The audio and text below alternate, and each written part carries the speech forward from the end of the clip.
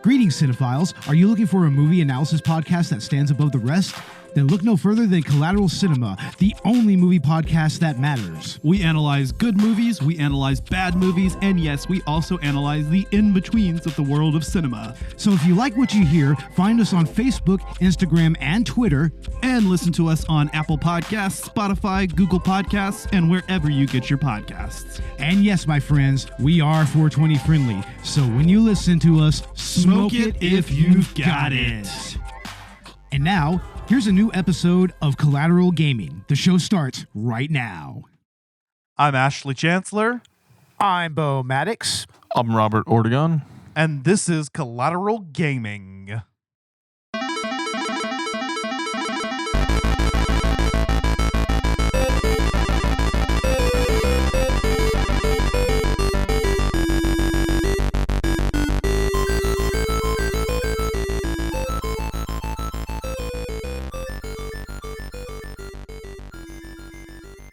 Welcome to Collateral Gaming, the only video game podcast that matters, where we focus on good games, bad games, and everything else in between in the world of gaming. We are podcasting straight from Texas, and yes, my friends, we are a 420 friendly podcast, so whatever you have, smoke it if you've got it.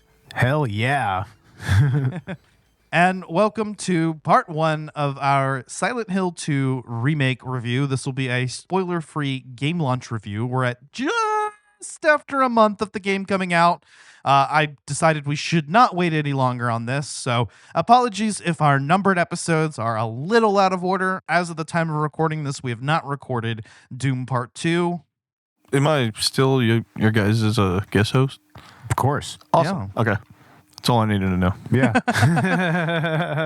Of course, dude. But actually, we've tried to record this already, and that didn't work out so well. But it worked out because we were able to chill and actually hang out together in person and play this game together. And so we can talk about it, right, guys? Absolutely. And yeah, and what a hell of a remake this game was. I mean, I was very pleasantly surprised by the job that Bloober team did on this. I mean, just overall. Oh, yeah. There was a lot of apprehension regarding this release. In fact, there were a lot of people who felt that Bloober team, with their history, were not well equipped to handle a remake of such a beloved classic. And Silent Hill 2 really is one of those foundational survival horror games, right? Exactly. And I mean, playing through this game initially, I mean, I didn't get too far into it when you and I initially played through it, but actually watching you play through all the way up to about like the apartments and everything, I mean, yeah, it felt exactly like in a more expanded version of the original game, and I could definitely tell you how that is, because there's just nothing but maps and more maps and maps everywhere. I mean, and that's pretty much par for the course with the first two Silent Hills. And by the way, we're not talking about pedophiles. Yes. Thankfully not. No, we don't do that. Thankfully not. String those fuckers up. Jesus Christ, Robert. No, maps in the conventional sense, because yes, there will be a lot of map opening, which it was honestly my experience with the original Silent Hill 2 as well, and the original Silent Hill 1, as I'm one of those frequent map checkers, because there was something about the methodology of Silent Hill that always appealed to me. You know, you walk into an area and you just try every door and you check everything, and you kind of just check through it methodically until you've explored everything. And at least that's the way that I play Silent Hill.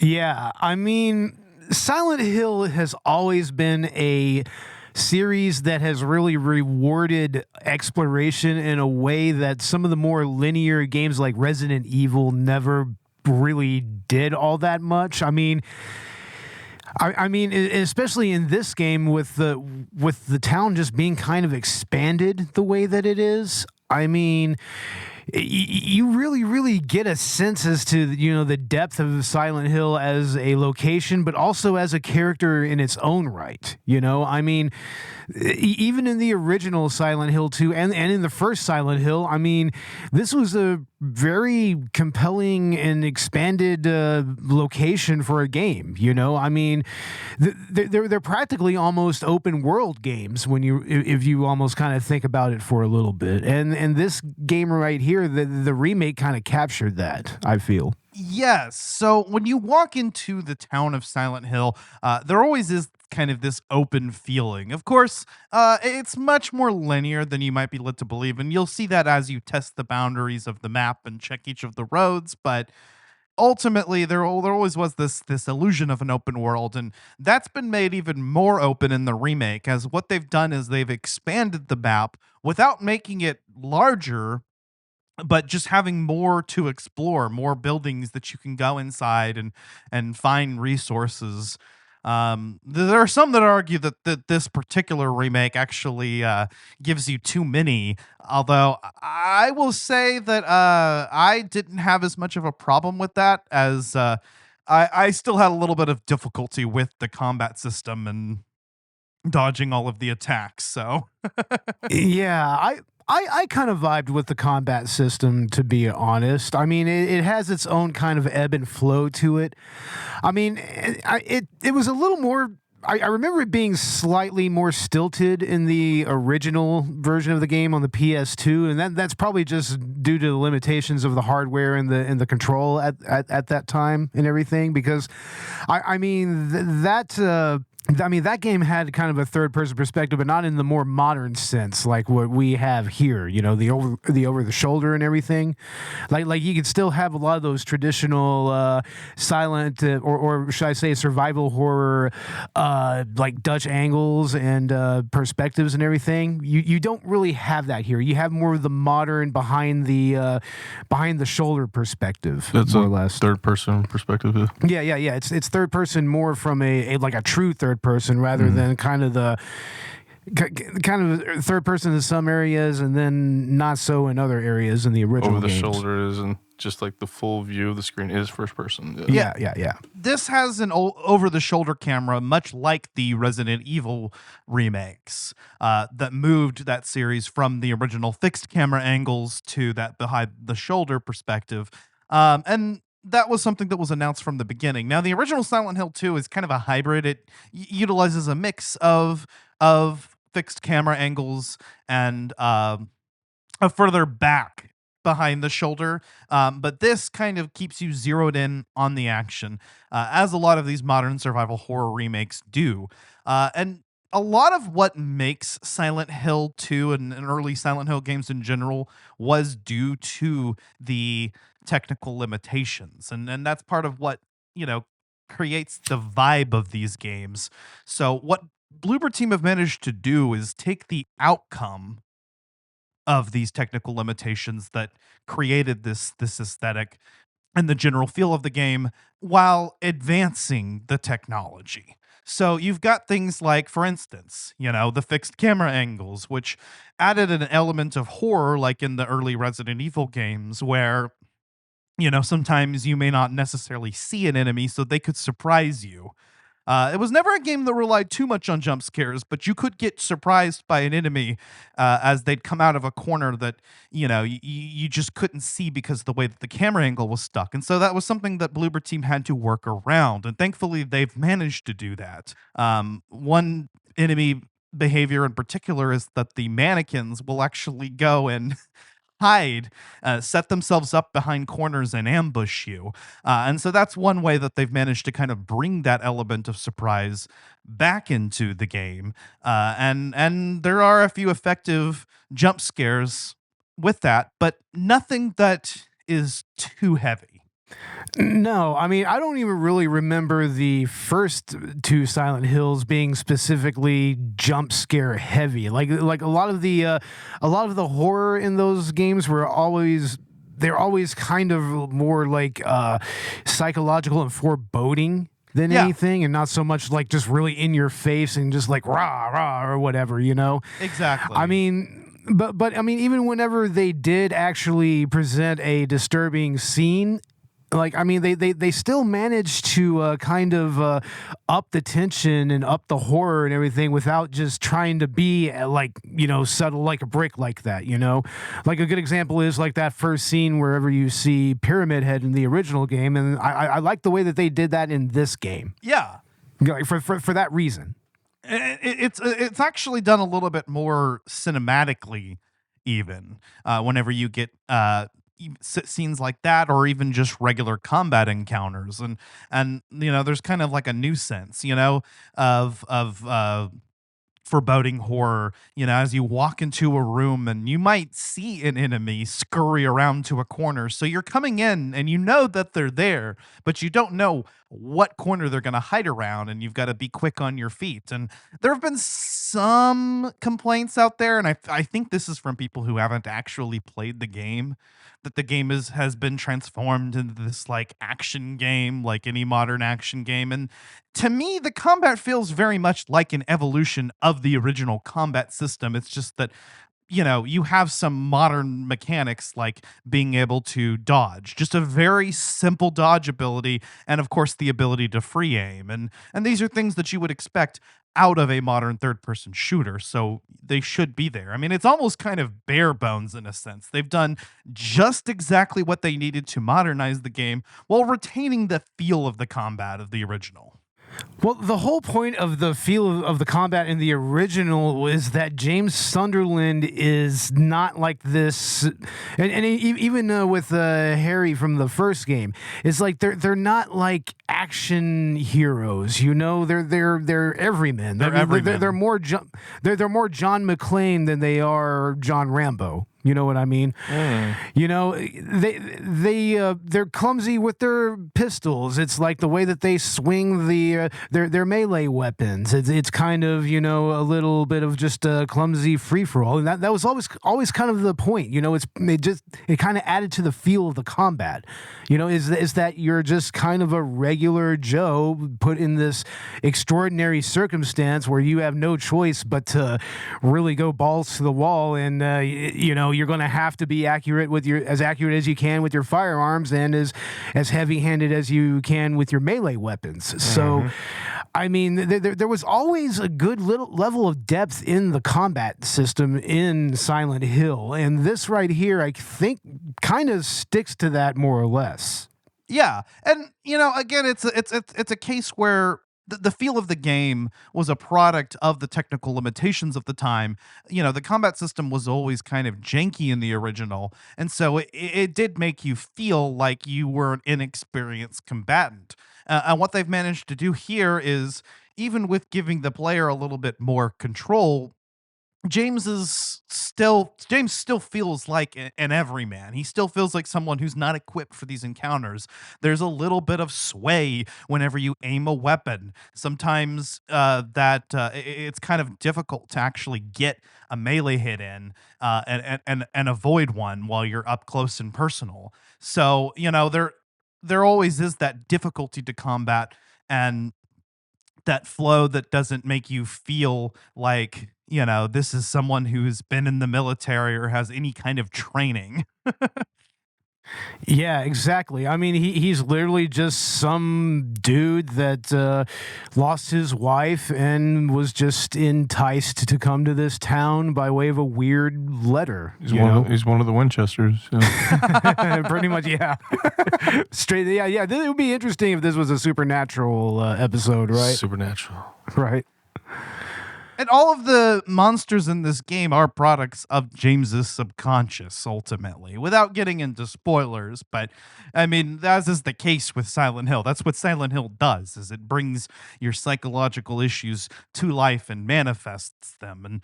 And that's why, characters like Pyramid Head make sense in Silent Hill 2. He's specifically a product of James's subconscious. He's not supposed to exist in any other media, and I don't know why he does.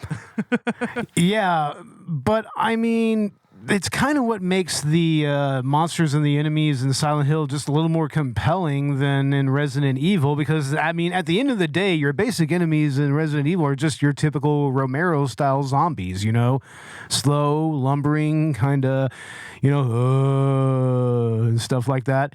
But this right here, that's just so much more fundamentally terrifying. It's your mind being exploited and just completely thrown in your face. Your psyche just completely weaponized. It's when they start chasing you, it's a whole different story. Exactly. Like yeah, you and I were watching this gameplay and just watching the actual action whenever enemies would come and attack James. I mean, that was intense.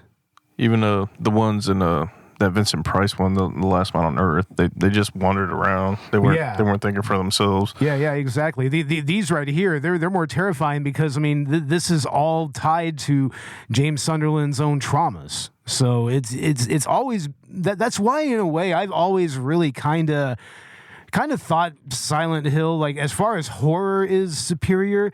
Now as far as just classic survival horror gameplay, I would say the original Resident Evil, beats that out completely. But this was always a different kind of animal, and it's good to see that quality kind of brought into the modern era as it was.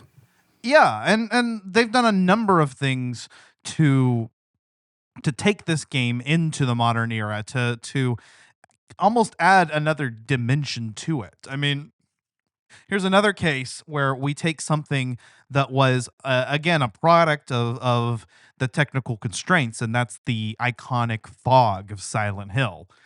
Which would originally had to do with the render distance. That's why the fog exists, because they couldn't draw very far. Well, in this game they can, and so now they can take the fog, which is part of the experience, and really do some cool things with it. Like, as you get closer to the center of town, that fog is going to get denser, and they even sort of have these fog storms that happen from time to time that'll almost sort of guide the player towards their next objective. Yeah. Hell, you can actually see a lot more out of it because you have, things like the leaves blowing in the fog and whatnot. And so there's a lot of cool things that they can do. And arguably, this is the single best representation we've had of Silent Hill so far. Yeah, it really feels like it's just kind of breathing and it's alive. And, there's even with the sound design, especially, there's little audio cues that just kind of make you second guess what's going on around you. Just little whispers, maybe a footstep somewhere, something like that. And the way that it uses its sound design is really, really adept, and even more so than the original game. Oh, yeah. It's creepy as hell, and it creates this oppressive atmosphere that permeates the entire game. I mean, it doesn't matter. I don't feel like you ever get a reprieve at any point, because whether you're in the fog world or the other world.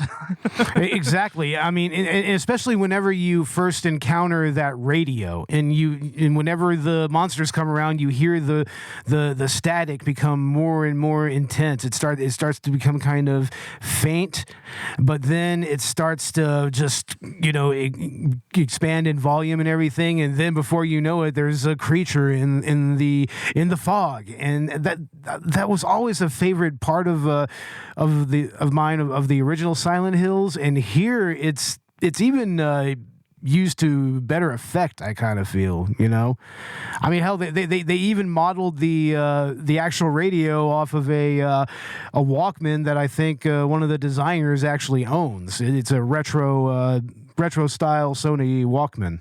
Huh. Yeah, so, which is interesting too, because this game is kind of hard to place chronologically. It's not immediately apparent when it takes place. I mean, the original game came out in 2001, and based on the technology that's available, it could be anywhere from the late 90s to the early 2000s. This looks like it's the same thing, but there are some theories out there that actually this whole game is a loop that James is replaying over and over, and that the remake actually exists 20 years after the fact. But I mean, I guess we won't delve too deep into that. Yeah. I don't think that gives too much away of the game's plot. I mean, it just means that technically you could consider all of the endings to be canonical endings, as there is no canonical ending of Silent Hill 2. And apparently, this game, they replicate pretty much all of the original endings, including the joke endings, right? Like, they preserved the dog ending and everything. Yeah, they preserved the dog ending and the UFO ending. I don't feel like that's too much of a spoiler because those are kind of like mainstay. They're mainstays, and they're practically memes within the Silent Hill community anyways. So exactly. Yeah, they have all of the endings of the original game with mostly the same requirements to complete them, and even a couple new endings. So I managed to get through the game and actually get the good ending.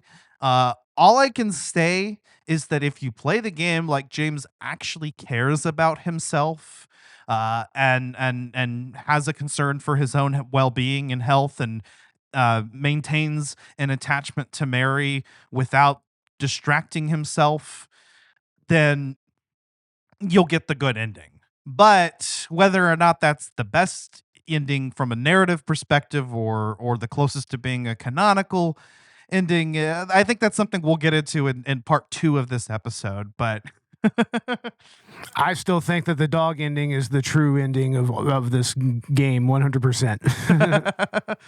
But talking about the story, one thing that's very important and for Bloober team to handle well was the characters, which are ultimately what makes this. And then, I mean, I guess we can kind of get into the elephant of the room here, right? Oh no, it's Mangela. Oh, she's so fat and ugly. This is the worst thing ever. I'm gonna go vote for Donald Trump now. Yeah. Oh shit. No, but for real, like, I really, even from like the early trailers, I never really understood that. First of all, if you know about Angela's background, that's kind of an icky way to think about her, like to be upset that she's not as physically attractive to you. That's like, okay, yeah, maybe not. The character is 19 and she has some very traumatic backstory that but even going beyond that, forget that. Okay, I think she looks fine. Both her and Maria, they just look like regular people, and in fact their character models were closely modeled after their face models. I don't know another way to put that, but they just look like regular women. And if you go look at the motion capture models, that's exactly what they look like. And I never was really all that attached to the characters in the original game and the way that they looked. I never thought that like they were very attractive, because I mean it was nobody ever was in that way. I mean it used to be that people understood what these characters, what their backstories was, and what function they have within the narrative of Silent Hill. But apparently we don't do that anymore.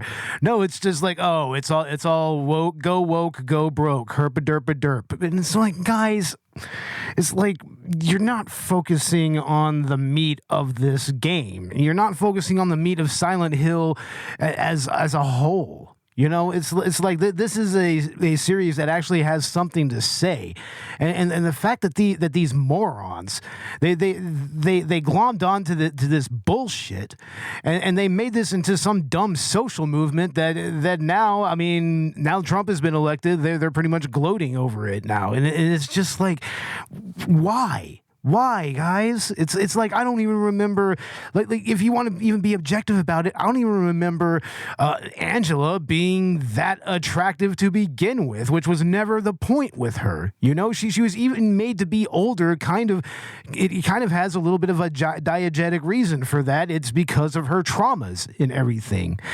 And so when you're doing stupid bullshit, like you're taking screenshots of her and blowing her up to look nothing like she actually looks in the game, and it's based off of a real woman's face, it's like, come the fuck on. This is the reason why why gamers are so fucking embarrassing sometimes, man. For it's real. Like, come the fuck on. No, like you, I mean, I thought that because of the graphics, I never really felt that any of the characters were really all that sexy. I mean, I know Maria's supposed to, and she's got the, Christina Aguilera outfit, and she's supposed to be, kind of this confident. But I feel more attracted to her now than I did in the original game. And yeah, I mean, the Christina Aguilera outfit just doesn't really make as much sense in a modern game. It's not a reference a lot of people are going to catch. And I think her new outfit still sells her persona very well. And she's the only character design that was significantly altered. Yes, but yeah, she's adorable in this game. Actually, probably the one character I would say is closest to that.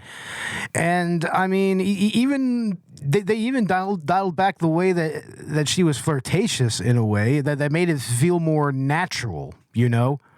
Like it's gamers, this is how a woman is actually talks to you when they're interested in you. Gamers, that's what this is. That's what that actually is like. Gamers, you would know this if you weren't sitting there bitching about stupid bullshit and voting for Donald Trump. Oh no. No, and I've seen people go on entire tirades about some small detail that was changed, like it completely alters the narrative in some way. And it's like, I get that you played the original game and you interpreted it a certain way based on particular details, but in a lot of cases it really wasn't that deep. That's right. I mean, and it also feels like, I mean, especially a lot of those shit posting groups like Silent Hill Fog posting and Silent Hill Bread posting, there are a lot of people on there that were just there to kind of stir shit who probably never really played the original game. I mean, just full stop. I mean, most of the time I'm looking at these motherfuckers and I'm like, do you motherfuckers even like video games? Do you like playing this shit even? Well, like, what the fuck? The greatest part about this too was that I got to see a lot of people eat their words. There were so many naysayers. Again, Bloober team, a lot of people felt was not the team that was best equipped to handle this. I haven't played their earlier games, so I wasn't able to make a judgment, but I understood that they weren't writing their own horror story this time, but using one as a template. And they've actually reproduced that very faithfully. I mean, I didn't actually complete the original game, but I got all the way down to the labyrinth section. So at least 2/3 to 3/4 of it, based on my experience with it and the remake. And I gotta say that this is a very faithful reproduction.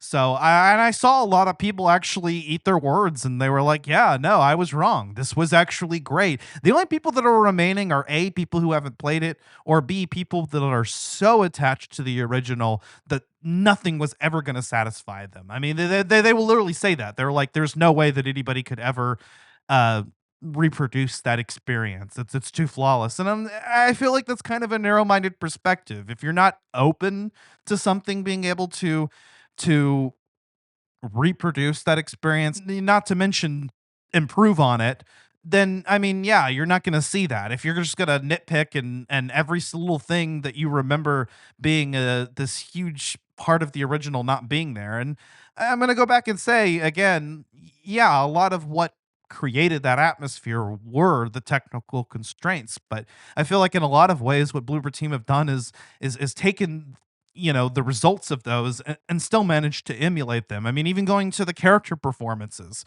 we now have performances by professional voice actors who can provide a little bit more inflection in the way that they talk, and we can even accurately capture their expressions. So, but they've even left a little bit of that stiffness that carried, the way that the original game felt. Absolutely. Yeah. So, it's like they've even altered the dialogue somewhat. They removed or changed just a few lines in order to adhere to a show don't tell principle and let the characters' body language and facial expressions actually work. And that's actually a bonus. Yeah, it's like gamers found out that actors are actually used in games nowadays. Big surprise, right? Yeah. I mean, what the fuck? Who would know? Who would know? Who knew, right? And I feel like that's a lot more effective if I have a character, who's upset that they killed a man, rather than having them scream, "Oh no, I killed a man." Just having them do something as simple as look at their hand. Honestly, we'll never hear Ray Liotta in video games again either. Aw, damn it. That sucks, man. That sucks. Yeah, he was great. It's good. Yeah. Grand Theft Auto's right. Mm-hmm. Fuck. Damn. But yeah, props to the voice actor that does James Sunderland's voice, Luke Roberts. Yeah, he was pretty solid, actually. I mean, he actually gave a really emotional performance with a good level of depth to him. Yeah, and I'm sure he's going to be up for some awards come the Game Awards. If I think I've heard he was nominated or won some awards already for his work on this game. But once we get to the big one, the Game Awards, I'm sure that we'll see his name pop up for best performance, at least a nomination. Hopefully so. Yeah. I would say he deserves it. Yeah. For sure. Yeah. Really, really great. I love, the voice actors for Angela, for Maria. Eddie is actually better. He is like he actually really seems so pathetic and just a complete shell of a man in this game. I mean, he was always a meme from the original game, but this time around, it feels like they give him like maybe a little more character than he had before. Yeah, definitely.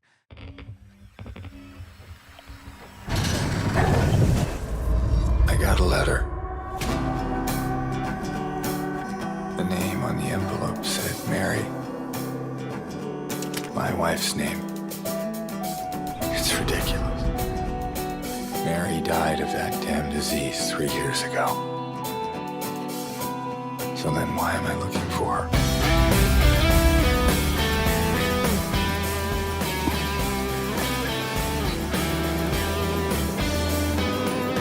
You loved her, didn't you?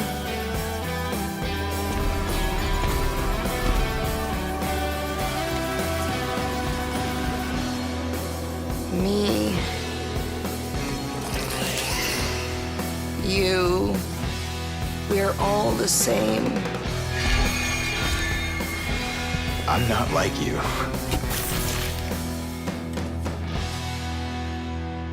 Are you afraid?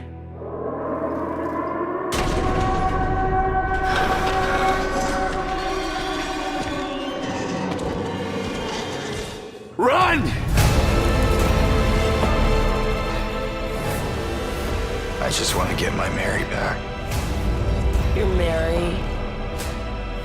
Your own little Mary. It doesn't matter if you're smart, dumb, ugly, pretty. It's all the same once you're dead.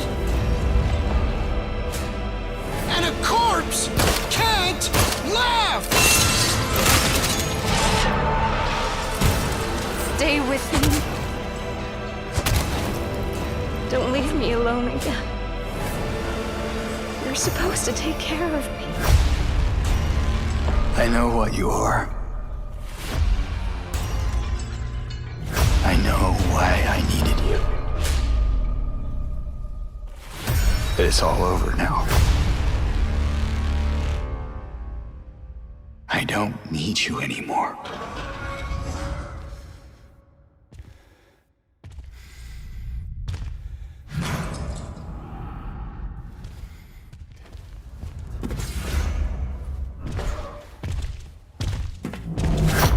I'm ready.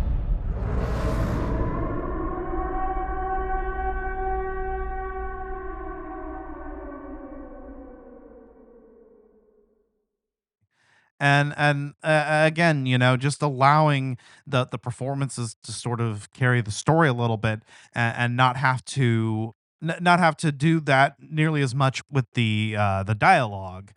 Let the expressions and the inflections do the work for you, and that's done really well here. And I feel that, Eddie was just always kind of, he just felt very awkward. And here, I think we got the intended feeling that we have. Like you said, he is meant to be kind of pathetic and then later unhinged, but in a way that feels like a real person. Yeah, definitely. Definitely, and even like some of the other characters, like the little girl Lauren. It's like Laura. she's even more of a little shit here than she was in the original game so far. I mean, especially that first time that you encounter her, you're just like, you little shit, get back over here. What were you talking about? Mary didn't love me. I know. You little shit. And it's true that she was always meant to be kind of a weirdo, but she does feel a little bit more like a real girl, and that helps. Just one that's albeit a little weird. Yeah, I mean, she's maybe a little less bratty than she was in the original. I mean, in the original, they really amplified her brattiness a little, but it was always funny, like her relationship with Eddie as well. It's like she just has him wrapped around her little finger. It's like, poor dude. It's like, Jesus. And that's really what Silent Hill is all about. It's about these various characters that have issues and get drawn to Silent Hill and and have to face those horrors. Of course, Laura's kind of an exception. I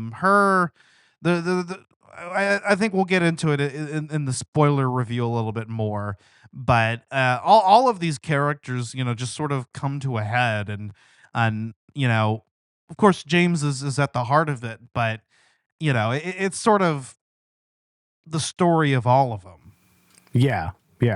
But yeah, I mean, everything about this remake, I've really thoroughly enjoyed. I'm looking forward to seeing this pop up, in the Game Awards, at least for nominations, and I'm sure it'll win some awards.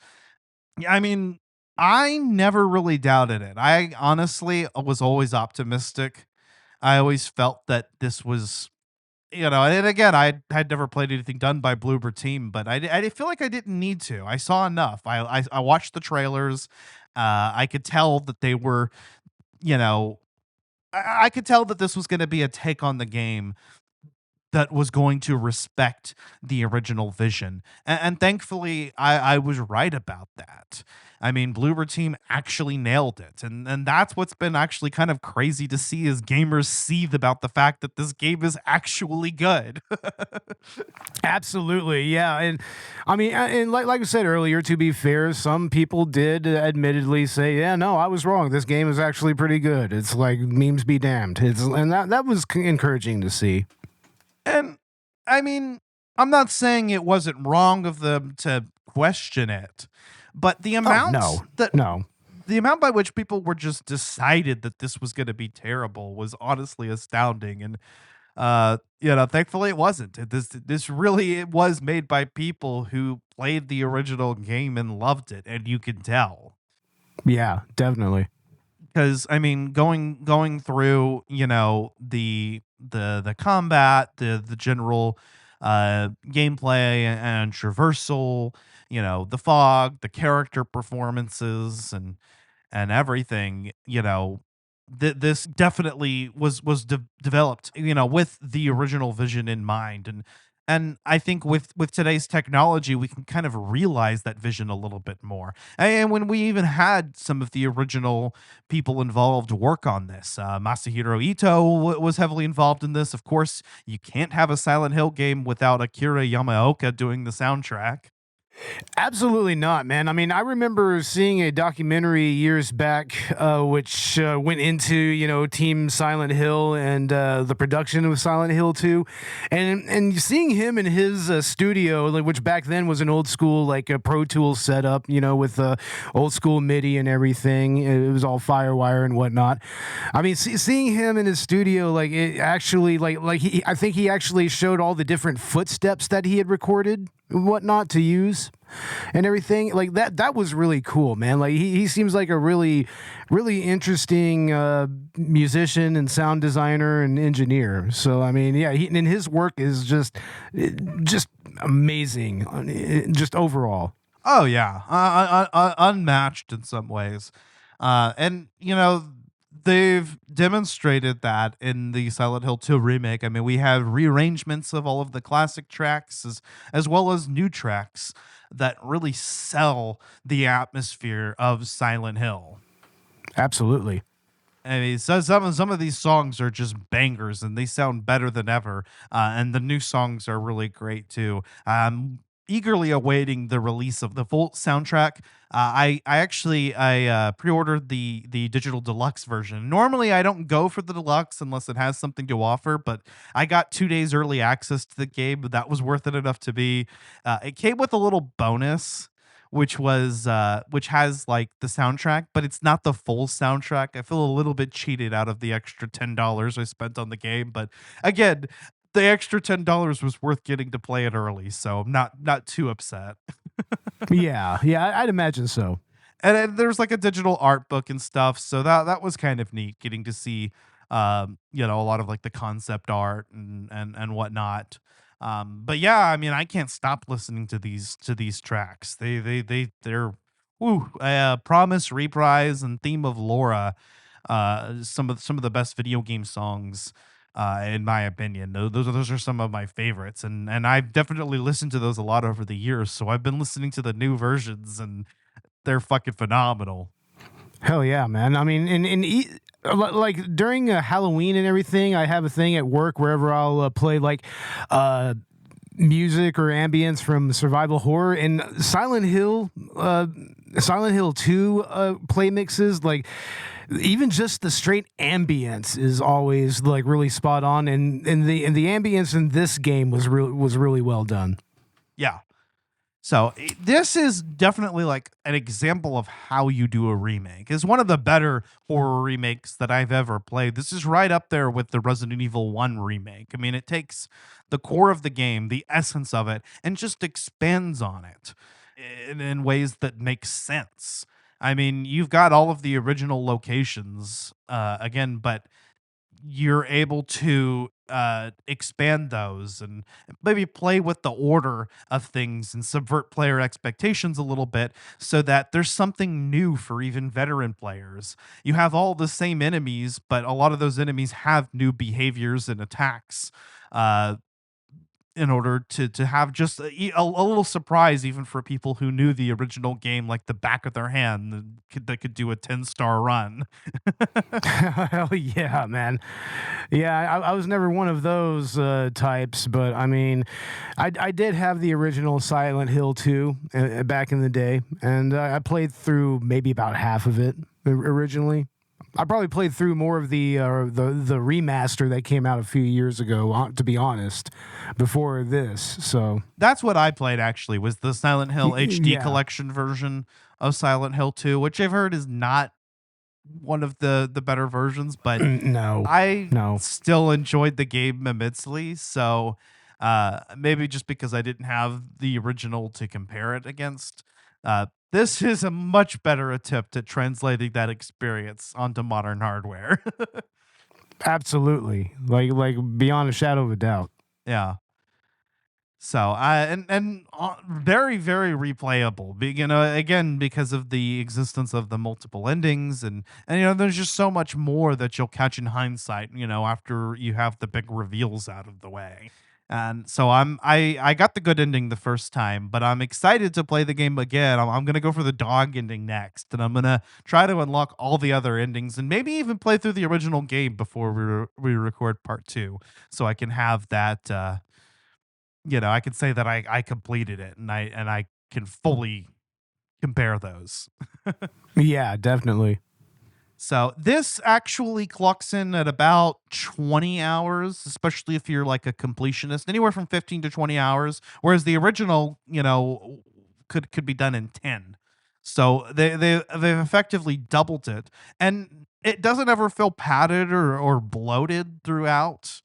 It's a game that, they've expanded exactly where it makes sense to expand.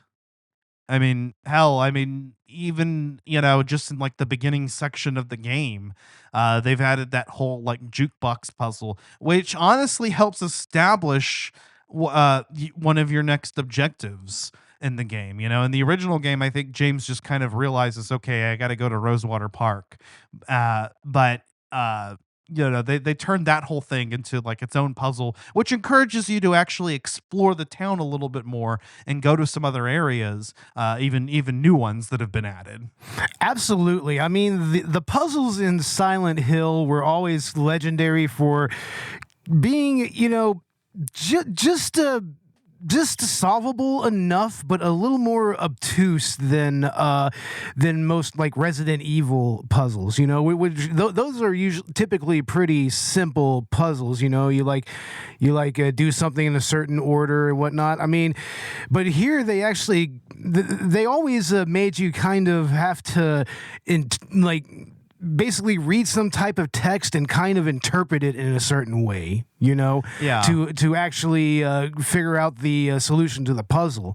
And from what I've seen in the playthrough last night, they really kind of doubled down on that in this game, Like, I mean, I think you showed us a puzzle that actually kind of helps you towards an ending of the game or something like that, So it's like, the puzzles in Silent Hill, they've always been, they're really cryptic, They've always been incredibly cryptic, and even more so this time around. Yeah, you get the solution to the puzzle and you're not even really sure of it. You're like, did I do this right? And then it works and you're like, okay, I guess I got it right. But yeah, you do a little bit of second guessing in some of the puzzle solving here, I've noticed. So yeah. I really actually like the Silent Hill puzzles. Is they're just get that little bit of that enigmatic quality to them that keeps you coming for more. And I've played through the game on the normal puzzle and combat difficulty settings, and I'm doing my next playthrough on the hard. The only thing is, I wish that all of the puzzle solutions were at least randomized, and I think I've heard they're not. Like, it's still like all the same safe combination or passcodes. I think it would be more effective if the solutions were randomized. Give modders some time. I'm sure they'll come up with a randomizer mod here pretty soon. True. So if they haven't already. True. Yeah. Speaking of the PC port, I played this on PlayStation 5, but I've heard that there are a few issues with the PC release. That's not unusual, though. Usually when games come out on PC at the same time as they come out on console, there tend to be issues with the PC ports for some reason. Some quirks of the Unreal Engine in particular. There are some quality settings that you can add, like having, advanced ray tracing and like detailed reflections in the water and shit. But if that comes at the cost of some hiccups in performance, I hope that gets patched down the line. It's why a lot of games actually wait for their PC release. It's kind of a notorious issue. Yeah, that's something that kind of goes back all the way to like the dawn of the PlayStation 2 era, or even the early PlayStation era with PC ports. There was just a certain point where computers just started to kind of get janky whenever you took a PC game and tried to put it on, or take a console game and try to port it on PC. I mean, it's always been an issue as far back as I remember. I will say, for my part, on the PlayStation 5 version of this game, I felt that it was very polished. Yes, definitely. And I didn't really notice any technical hiccups. I feel like the game performed at a consistent frame rate. I played this on performance mode. I feel like this is a game you could play on quality mode, that you don't necessarily always need those 60 frames. So if you prefer the prettier graphics, this is one of the games I think you can get away with that, because it's not too fast paced. Yeah. But I played it in performance mode, and I as far as I could tell, it was a consistent 60 frames. Very little in the way of glitches or bugs. I don't think I encountered any during my playthrough, actually. Nice. I mean, yeah, that's solid. Hell yeah. I did hear that there was a game-breaking glitch at one point, so they patched the game, and there was actually a soft lock in the labyrinth, which was funny because around the time I was hearing that, that's exactly where I was at in the game. But I was playing other games at the time, so I didn't actually. And once I'd heard about it, I was like, okay, I'm not gonna boot up the game until I hear that that's been fixed. And they quickly released a patch, and it was fixed. So, that's good. Hell yeah. yeah. But I didn't personally encounter any issues with this game, as far as the execution and general performance. It looks good, it plays good, and it felt like a very polished experience. Absolutely. I mean, everything that I've seen of this game so far, I mean, no, I haven't seen any like screen tearing. I haven't seen frame rate drops. I mean, it seems to run just fine on your typical PlayStation 5 console. So, I mean, that's always a good thing, needless to say. I mean, knowing how modern games can be these days, you know? Yeah, and one of the better looking games out there right now, actually. One of the better looking games I've ever played. I mean, the character models look damn good. You can see the detail, just on James's face. And I even noticed that Bloober team went back and touched up the models, and the assets in game after some of the initial trailers. I mean, there was that whole debacle about whether James was actually looking at the player, which I think Ito actually went and confirmed, no, he was never looking at the player. But Bloober team, all the same, went back and re-added those shadows to his face to leave it a little bit more ambiguous and kind of appease everybody. Nice. hell yeah. But I mean, you can even see like the stubble on his face and everything, and the sweat on his skin, and it's really cool. Seriously, the last time I saw that type of jump in graphical fidelity on a character model, it was probably on the PS3 with Heavy Rain. And we all know how much of a huge leap forward that was graphically. So yeah, I mean, I kind of liken it to that in that particular generation. So. It's kind of funny though, because I only played Heavy Rain, a couple years ago for the podcast, and that game actually feels kind of awkward to me. It does, but man, at the time, like when it first came out, I mean the character models were pretty advanced for its time. Yeah, like it was like, especially when on the in between game loading screens, when you would have the close up of the characters. I mean, at the time, that looked amazing. And to me, Jason.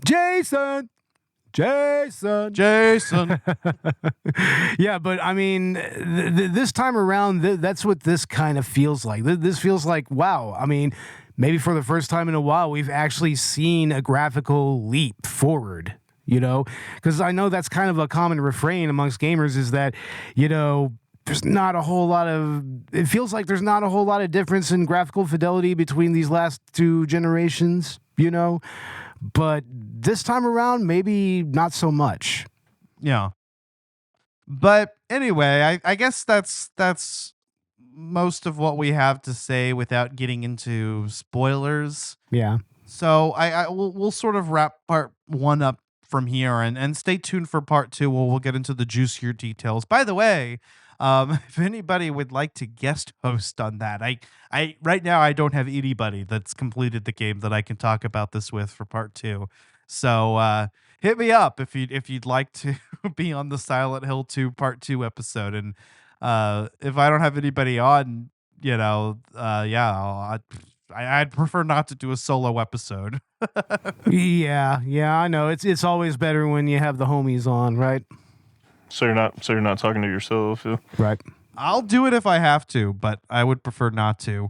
But yeah, we'll be back with part two. We'll be able to get into spoilers and details of the game, the various endings, and a deeper analysis of the characters and plot, because there's really a lot to get into.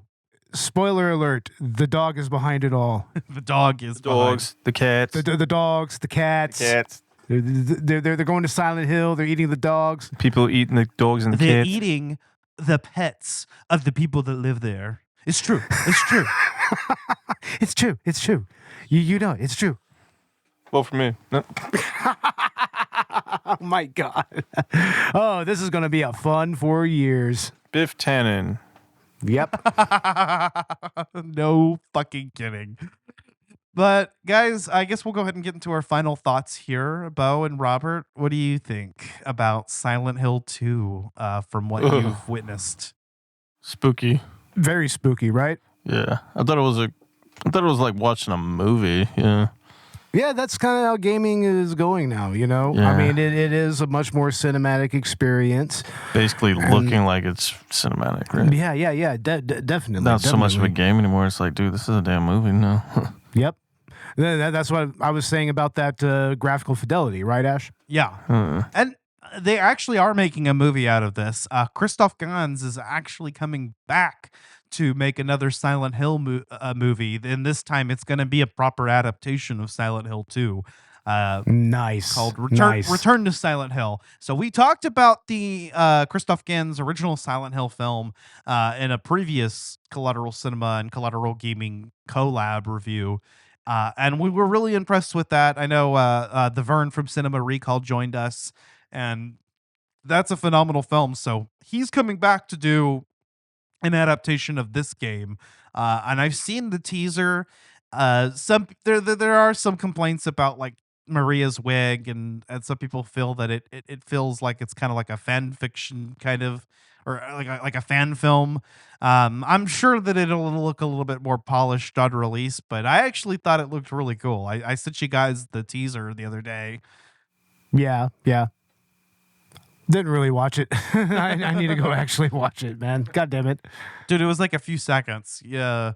They play Promise Reprise, so it actually kind of got me pumped. I was like, man, this looks cool. I mean, obviously the characters look a little bit different. I think they're just going to go for characters that embody, their personalities rather than looking exactly like they do in the game, which is fine.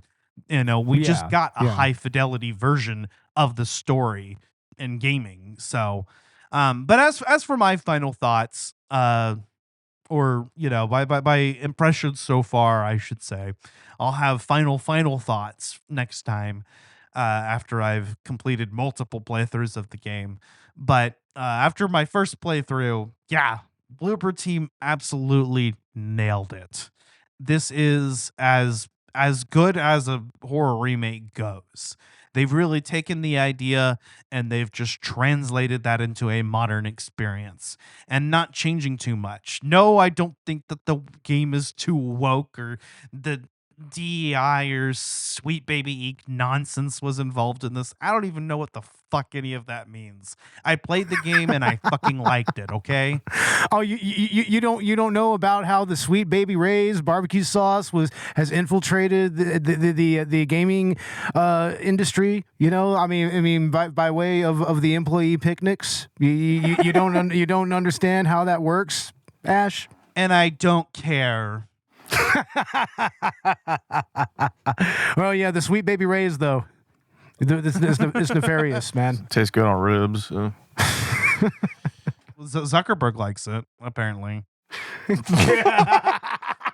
Sweet Baby Ray's is not bad. I love that shit on chicken. But I played the game and I enjoyed it. I was hooked. I couldn't stop playing it. I honestly got a little bit obsessed. I've been thinking about Silent Hill quite a bit after playing this. And it's a nice condensed experience. I mean, some people might feel that a 20-hour game may not be worth the $70, but also consider the number of times that you'll replay it, how much of a polished experience it is. It's kind of similar to Spider-Man 2 in that respect. That's another game that just clocks in at just over 20 hours, and it was $70, but it's a good 20 hours. Not every game needs to be hundreds of hours of gameplay in a single playthrough. Of course not, but I mean, look, they expanded the game enough in a way that it kind of justifies that. It seems, just based on what I've seen of the game so far. I mean, I spent $80 on it, for the digital deluxe to get early access, and I don't feel that that was a waste of money at all. That's I've been juggling quite a few games lately, and I think this is the one that I've actually been enjoying the most out of the games that I've been playing recently. And that's saying a lot because there was a fucking Zelda game in that rotation as well. Wow. So you're telling me that this game is actually the more bang for your buck? Yeah, it really is. Wow, that's amazing in this modern day of gaming. Jesus. I would say that this might be controversial and it's close, but might even be a better bang for your buck than Zelda Echoes of Wisdom was. That was another very short game, and it was very good. But I'm just saying, as far as the overall package, I mean, because they've really put their all into this, and it looks and feels and plays great. Exactly. Yeah, definitely. On PS5. Maybe wait if you want to play this on PC, or if you want to wait for this game to go on sale. There's nothing wrong with that. You can give it some time and experience this later. It's not going anywhere, and and I think what's also really cool is that this game is still relevant. I mean, a lot of times we fail to get the episode out within a week or two of release, which is kind of what we aim for with the game launch reviews. And like for here, we're past a month. And a lot of times when that happens, when we're a month or later, the game just isn't relevant anymore. Nobody's talking about it. That's not the case with Silent Hill 2. I'm still seeing a lot of discourse about this game. Seriously, I mean, it's crazy how much of a shitstorm this game caused, but also just how resilient the developers were in bringing this game together and actually getting it out there, you know, and actually proving all the naysayers wrong. You know, hey, you know, no, if you go woke, you don't go broke. What do you know? So I don't even feel like the game is that woke. It's if you think that this game is woke, then the original is just as woke. I saw a video by Dead Domain that made an argument that the original games are woke as fuck. But I mean, I don't know. I guess that's up to your own interpretation, more or less. Yeah, I mean, I literally saw someone complain that there's a sign at the Heaven's Night that looks like yeah, the neon sign of the naked lady, and apparently she has a pooch or something. It looks like she might be pregnant, and somebody was complaining like that this was some woke nonsense they added to the remake, ignoring the fact in the original game that the sign looks exactly the same in the original. It was in the original game. That's one of the areas in this game that actually looks the most like the area in the original game, in my opinion. So, yeah, it's pretty much a complete carbon copy of the original sign. It was so stupid. Yeah. Just you can't make this shit up. Only gamers could come up with this shit. Yeah. Only gamers. But damn it, right, Robert? Damn it. But I guess that'll just about do it for part 1 of our review of Silent Hill 2 2024. Bo, what's going on with Collateral Cinema? We got all of our October content out right now. That would be our season premiere with Terrifier and our Texas Chainsaw Massacre review, as well as our 2 Halloween editions of Collateral Cinema, and that's Halloween 5 with Kaylee from Once Over with Kaylee. And we also did Terrifier 2 on our director's cut. And we just recorded an episode with The Vern and Jim from Film Rage, and we talked about the 1994 Street Fighter film. So that's going to be out here very soon.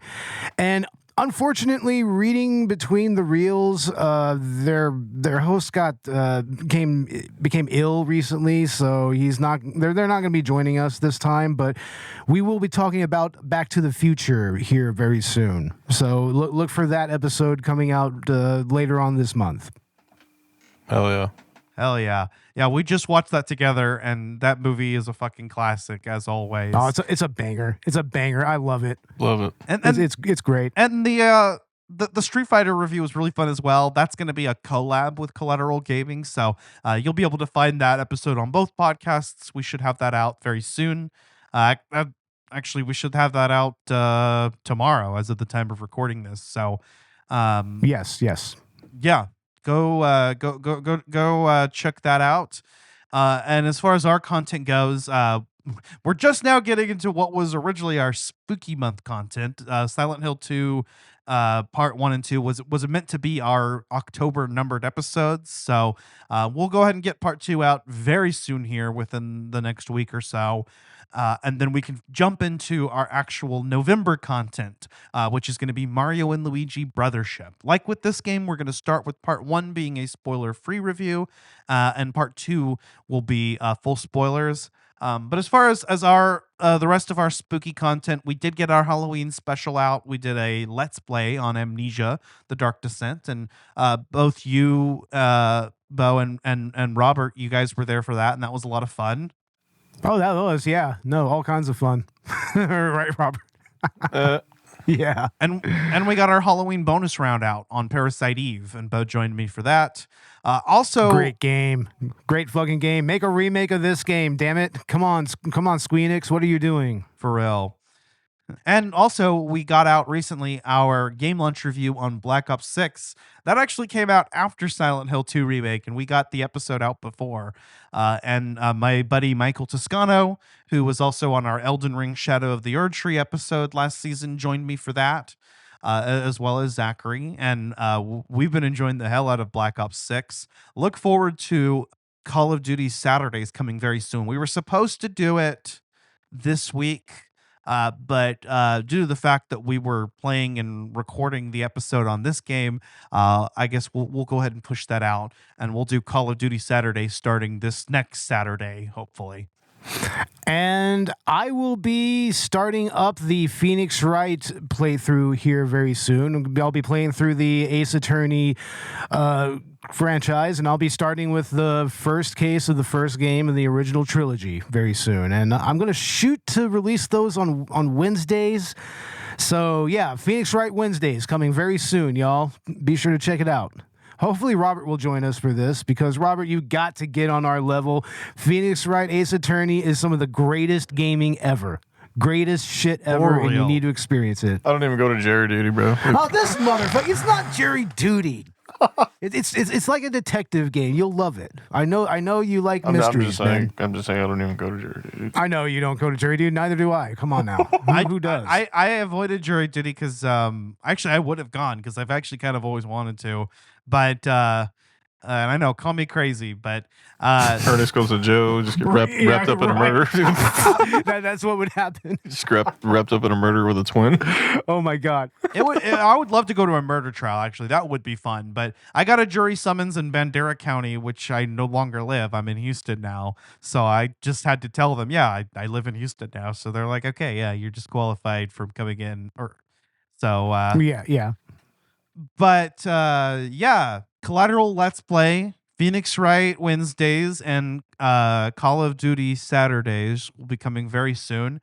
And now that I have a capture card, I'd like to start adding to the Patreon and get some exclusive Let's Play commentaries out there. What I think I'll do for a lot of games is what we've been doing is releasing the first part for free. So maybe the first hour of the game, we'll make a Let's Play episode that's available for everybody. And then, if you'd like to continue playing the game, then you can go check us out on Patreon and get the whole experience. Absolutely. Yeah, sounds like a good deal. And Robert, as our special guest today, again, do you have anything you'd like to plug as far as the filmmaking career of Robert Ortegon? No, we don't do that. What? We don't talk about that here. We don't talk about that on Facebook either until we make the release. Until we make the release, no. But we do have Texas Sundown on our YouTube channel. We do have that. Yes. So yeah, check that out. Go check out Texas Sundown. We all worked on it. We worked hard on it. Killing Night. We're still juggling with the Halloween concept. I was thinking of just doing some more footage with Halloween too. Yeah. There we go. I don't know. There we go. Fuck it. Just fucking around with the camera, really. But, yeah. Seriously. But yeah. Don't want to say anything until we actually have footage. Right. So, yeah, stay tuned for more short films from Robert Ortegon and friends at Collateral Media. You can go check us out on social media, both Collateral Gaming and Collateral Cinema. are on Twitter, Instagram, and Facebook. And you can listen to us wherever you get your podcasts. In addition to the aforementioned Patreon, if you'd like to support the show, you can also buy us a coffee on Buy Me a Coffee. And you can also check out our merch store on TeePublic. We do have some Collateral Cinema, Collateral Gaming, and Collateral Media designs already up on the store for a variety of products. And we'll start introducing some new designs as well here very soon. We got to make our Robert Ortegon t-shirt. Just a close-up of his face, and it just says, I can't. I won't. Talk to my agent. Talk to my agent. Talk to my agent. Talk to my agent. I won't. The studio rarely lets me do things, so. The studio doesn't let me do anything. You gotta talk to my agent. I've got to be on Saturday Night Live. You know, it's a previous obligation. I'm in between studios, so. Oh, my God. But, all right, y'all. I guess that's it for now. You can check out links to all of what I mentioned in the show notes. With all that being said, I've been Ashley Sutherland. I've been in my deepest memories. I think of that town, Silent Hill. That girl I met on Gordon Street. Yeah. A long, long time ago. Long time ago. I'm Bo Maddox. I'm Robert Ortegon. But Bo, I thought you were gonna say you're the Shiba Inu that's behind everything.